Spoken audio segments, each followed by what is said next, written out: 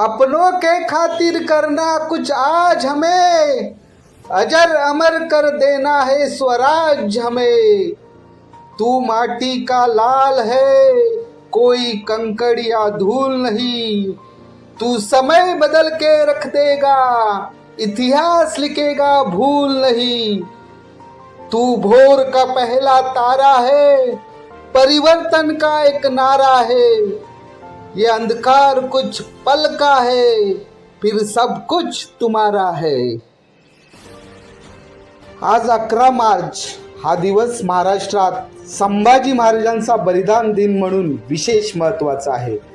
11 मार्च 1689 रोजी मुघल साम्राज्याने छत्रपती शिवाजी महाराजांचे पुत्र छत्रपती संभाजी महाराज यांना पकडून अमानुषपणे छळ केला आणि शेवटी त्यांचे बलिदान घेतले। संभाजी महाराज हे एक वीर योद्धा आणि राजकारणी होते। त्यांचे जीवन संघर्ष आणि आदर्शपूर्ण नेतृत्वाने भरलेले होते।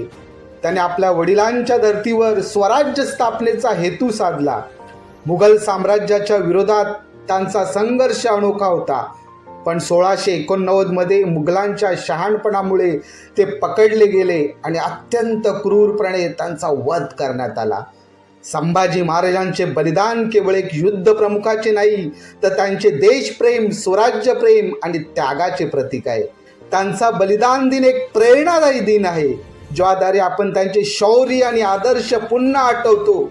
आजच्या दिवशी महाराष्ट्रातील अनेक ठिकाणी त्यांना अभिवादन करण्यात येते। त्यांच्या बलिदानाची आठवण ठेवून शौर्य आणि त्यागाचे प्रतीक म्हणून त्यांचे स्मरण केले जाते।